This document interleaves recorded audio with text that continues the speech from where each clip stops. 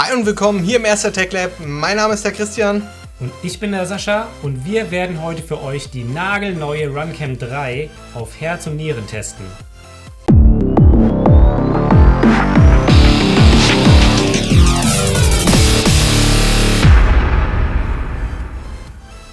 Wir haben die Möglichkeit bekommen, uns einen ersten Eindruck über die ganz neue Runcam 3 zu machen und haben uns gefragt, wie wir die mit den anderen Modellen vergleichen können. Ja, das ist einmal die GoPro Session 4, dann die GoPro Session 5 und natürlich die Polaroid Cube. Ja, die Runcam 3, die soll in Kürze auf dem deutschen Markt für rund 99 € erscheinen, kann aber auch jetzt schon im Runcam Shop vorbestellt werden. Auf Banggood habe ich sie auch schon gesehen. Und ja, wir haben bereits eine Version zum Testen. Ich würde sagen, lass sie uns auspacken und anschauen und testen und auseinandernehmen. Mal schauen. Mal gucken, was sie kann. Yeah! Die Kamera wird in einer ordentlichen Schachtel mit verschiedenem Zubehör geliefert. Neben der Kamera haben wir einmal ein USB-to-Videokabel, dann noch 3 verschiedene breite Lipo-Stripes, ein USB-Kabel, eine deutsche Anleitung und ein mitgeliefertes Silikon-Mount. Ja, die Verarbeitung von dem Mount fühlt sich gut an, könnte aber etwas fester sein, aber ich meine, immerhin haben wir ja einen dabei, ne? Ein Nachteil ist, dass man dadurch den Winkel der Kamera nicht anpassen kann. Mit 30 Grad Winkel ist es aber auch ein ganz guter Kompromiss, denke ich. Die Größenangaben des Herstellers stimmen mit der echten Größe im Grunde überein, ist aber in der Tiefe ein Hauch größer als die Session. Nur der Cube ist mit rund 35,5 mm der kleinste im Test. Was Länge und Breite angeht, sind sich die Session und die Runcam extrem ähnlich. Wenn man es aber genau nimmt, hat die Runcam das größere Gehäuse, liegt aber mit 67,6 Gramm im Mittelfeld und ist somit leichter als die Session. Lediglich der Cube ist mit 46 Gramm nochmal um ein Viertel leichter. Ja, die neue Runcam fühlt sich um einiges besser an als der Vorgänger, kann aber mit der Session von Haptik und Wertigkeit nicht ganz mithalten. Wie auch bei allen anderen Kameras dieser Bauform ist der Akku fest in das Gehäuse verbaut und kann nicht ausgetauscht werden. Laut Hersteller beträgt die Leistung rund 960 mAh und soll so bei Full HD und 60 FPS ca. eine Stunde aufnehmen können. Für die, die aber noch längere Aufnahmezeiten erreichen wollen, ist auch ein Laden während der Aufnahme mit einer Spannung von 5 bis 17 Volt möglich. Auf der Rückseite der Cam sieht man einen Kühlkörper. Und wo wir eben auch schon bei Qualität waren, ja, den Kühlkörper, den haben sie nicht so wirklich gut aufgeklebt. Der ist zum einen etwas schief und zum anderen sieht man zwischen den Kühlrippen ein klein wenig die Klebestellen durch. Zum Schutz der Linse wurde Gorilla Glass 3 verbaut, welches man laut Hersteller austauschen kann. Allerdings konnten wir nicht herausfinden, wie das genau gehen soll und was der ganze Spaß dann kostet. Da müssen wir uns dann wohl überraschen lassen. Aufgenommen wird auf eine MicroSD-Karte mit maximal 64 GB. Der Slot ist mit einer Silikonkappe abgedeckt, um vor Dreck zu schützen. Vermutlich soll die Silikonkappe auch helfen, dass die MicroSD-Karte bei einem Crash nicht verloren geht. An der Stelle sei gesagt, dass zu beachten ist, dass die Kamera nicht wasserdicht ist. Wichtig ist auch noch zu sagen, dass man aufpassen muss, dass man die Karte nicht schief in den Slot einschiebt, da die Karte ansonsten in der Kamera verschwindet und man die Kamera aufschrauben muss, damit man an diese wieder herankommt.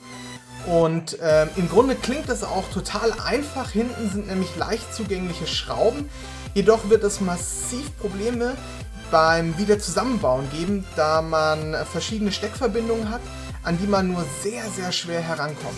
Auf der gegenüberliegenden Seite von der MicroSD-Karte kann man den USB-Stecker sehen.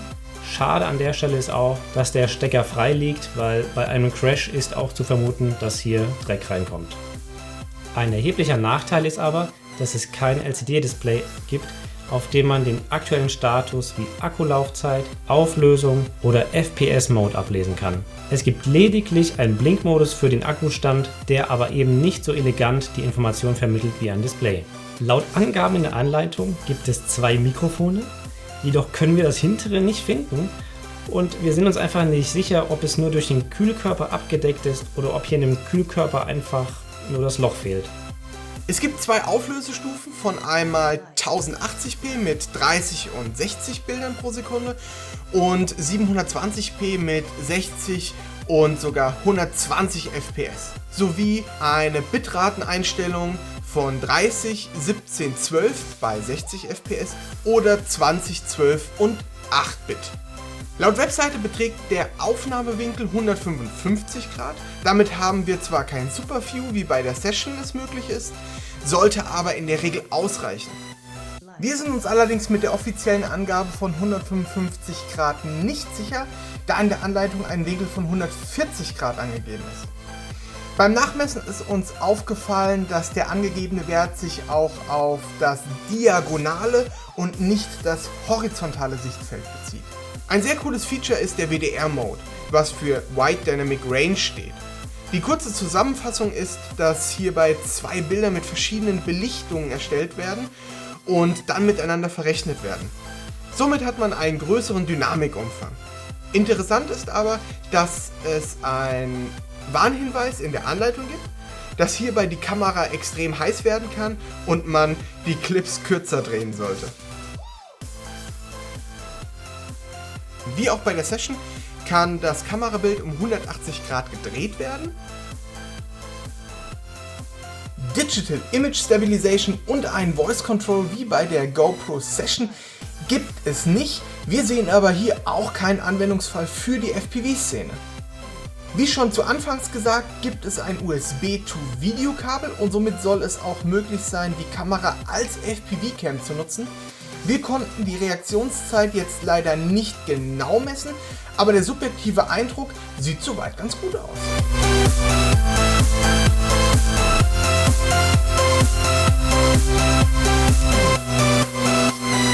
Live.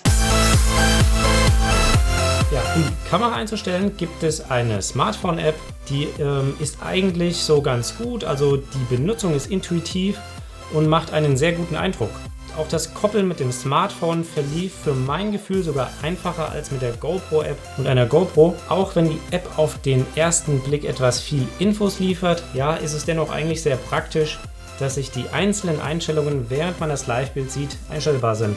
Die Latenz der Live-Bildanzeige ist gefühlt ja wie bei der Session 4, also schon merklich.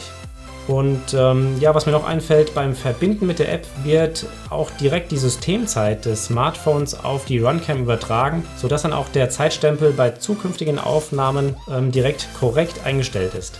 Außerdem finde ich auch sehr praktisch die Auswahl des Aufnahmemodus, also Video, Foto, Zeitraffer-Video und Zeitraffer-Foto. Hinter dem Zahnradsymbol sind auch noch ein paar grundlegende Kameraeinstellungen zu finden, wie zum Beispiel Autoaufnahme beim Einschalten, was ja auch sehr nützlich sein kann und Zeit spart dann hinterher auf dem Racetrack. Ebenso wie bei der GoPro-App gibt es die Möglichkeit, die Aufnahmen dann hinterher über das Handy anzuschauen. Die App puffert dann etwas Daten vor und beginnt dann schon das Video abzuspielen, während die Daten weiter von der Kamera geladen werden. In unserem ersten Direktvergleich wollen wir uns den Dynamikumfang der verschiedenen Kameras anschauen. Bei der Runcam haben wir den WDR-Modus eingeschaltet und können ganz klar erkennen, dass hier der Modus sein ganzes Können entfalten kann. Trotz der harten Kontraste ist in fast allen Bereichen noch gut Zeichnung zu sehen. Die Session 5 ist ein Hauch besser als die Session 4. Beide können aber ohne Pro Tunes hier nicht ganz mithalten. Der Cube bildet mit weitem Abstand das Schlusslicht. Der nächste Vergleich zeigt uns zum einen die Stärke der Lensflares, bei dem die Session 5 ganz klar am besten abschneidet, und zum anderen die Geschwindigkeit, mit der die Belichtungsautomatik nachregelt. Nur der Cube scheint hier Anstrengungen zu haben. Unter normalen Lichtverhältnissen ist die Farbwiedergabe bei allen Kameras soweit okay. Lediglich die Runcam hat einen merkbaren Grünstich, der sich aber in der Post-Production einfach reduzieren lässt.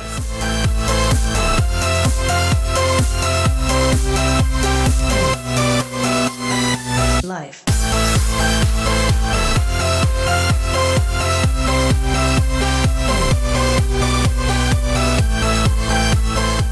Ja, also Christian, Was ist dein Eindruck? Ja, ich bin positiv überrascht, was die Kamera zu diesem Preis bieten kann.